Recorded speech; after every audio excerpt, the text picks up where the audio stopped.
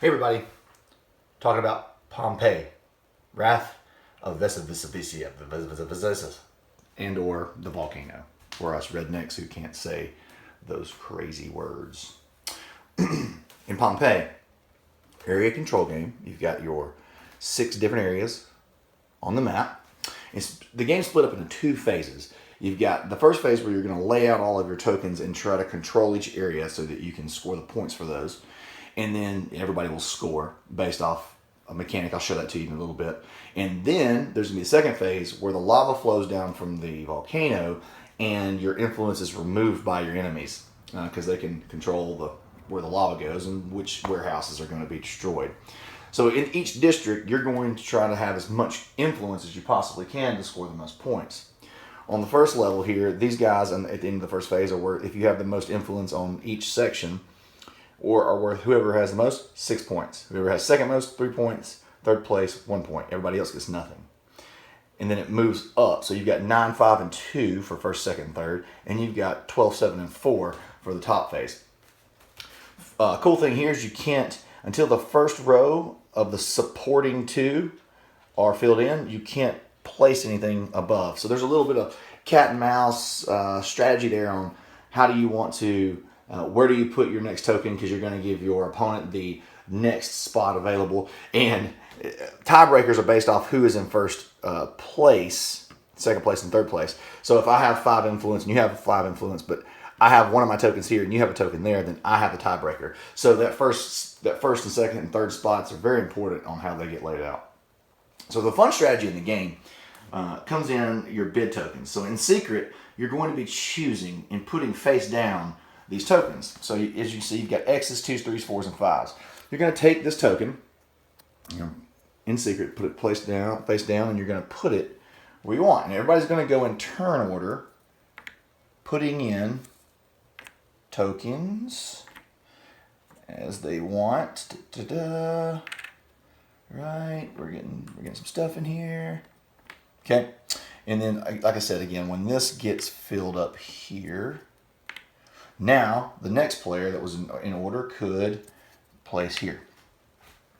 So everybody's going to lay those down. This is going to be completely filled up. Let me give you an example real quick, and you could say, all right, so let's say that was the end of the first round. It's totally not, because this will be way more filled up, but let's say it was.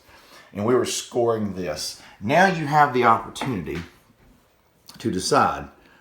Everybody takes a look, because right now it is 1 purple, 2 blue, and 1 red.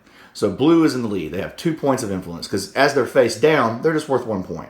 So your X's, even though they don't have a value, they're still worth 1 in phase 1 because they're face down. So if anybody wants to take the lead over blue, they would have to reveal their token. So like in this instance, red could go, all right, now I have 3 influence. So they're now in first place. So blue would have to look and go, okay, I'm going to stay. I'm gonna let you have that. I don't want to reveal what I have under there. The reason you're going to do that is going to become obvious here in a second when we talk about phase 2, the volcano phase. Okay, so you'll go through deciding who wants to flip over what and handing out those points. So our tracker will move up. Okay, red just got 6 points for first. Blue got 3, and purple got 1 for that section. So you'll score all 6 of the sections individually, flipping over if you feel like you want to flip it over. Up here is going to be a little bit more because 12 points. So you might want to flip over one of those high value coins and reveal it. All right, then you move on to phase 2 after you've done all that. Here's where the game gets really interesting. So everybody has their allotment of lava sticks. And in turn order, you're going to place these down. And as you place those down, we'll pretend there's some of this stuff up here. You're going to choose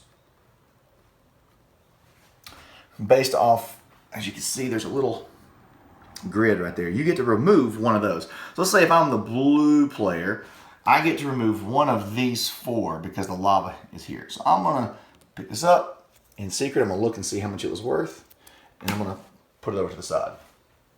Now, you can only place lava, the next player will go in turn, either starting from the red and or going off a connected piece of lava. So if there was 2 here, the third player would be able to now connect there. And so if there's an influence token down here that you really want to get to, you want to get that 5 off the board, you've got to work the lava over to that area so that you can remove that coin. That's one of the reasons why, if you have a high value influence, you may or may not want to reveal it, because it's certainly going to be a target in this phase to be removed by your opponents. Okay, so after that's done, all the lava sticks are done, everything's removed. Let's go ahead. Everything's flipped over that's left. So I'm going to just randomly throw a few out here as if the game went down.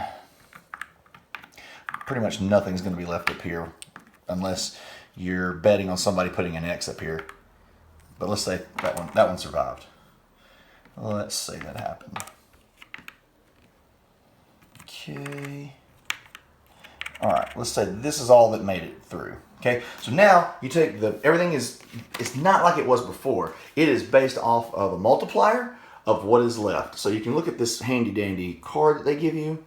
Everything that's left on the bottom is going to be worth a value of ×2, middle rows, or ×3, top rows ×4. So if you have an X now flipped over, that's worth nothing. Nothing times nothing is nothing. I'm from Alabama. I still remember that from math class. So here, blue's going to score 4 points. That's going to be worth 6 points, 6 points, 10 points. So burying those 5s and 4s somewhere strategic so they don't get removed is going to score you some nice points at the end of the game.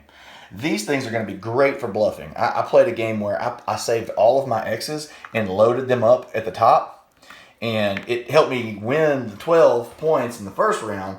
And then people were wasting their lava sticks removing my stuff, and they kept seeing X's, and they were pretty ticked. It was awesome.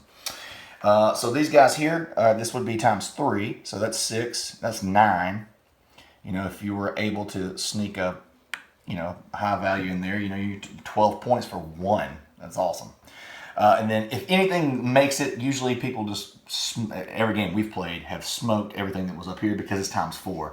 So that's a 12 pointer right there. Then so that really has a lot of variability in the score at the end. And that's how you play the game. So overall, let's talk about this real quick. Really enjoyable game. I get a lot of games to test and play for Kickstarter, and this is one of the few games that I wanted to play again, other than what I need to do to review it. So I think that says a lot. I've played it with a couple different people who have different. So my wife, she doesn't really get into board games that much. I usually have to beg her. She enjoyed this game, wanted to play it again. I've played it with my gaming group. They enjoyed it, had a good time. As soon as it was over, they're like, oh, now that I understand how the bluffing and the lava works and how I'm going to remove stuff, I definitely want to play that again. So we played it again. I think the game really excels at 4 and 5 player. There's a lot of chaos. There's a lot of removing. There's a lot of table talk about, man, you don't want to take that one, do you? I love games like that. I love where I can be sneaky and I can be strategic, and it has a lot of dynamic choices. I think this is a game worth backing for sure. It looks good. The components are going to be good. Punch Entertainment usually does a great job on their games.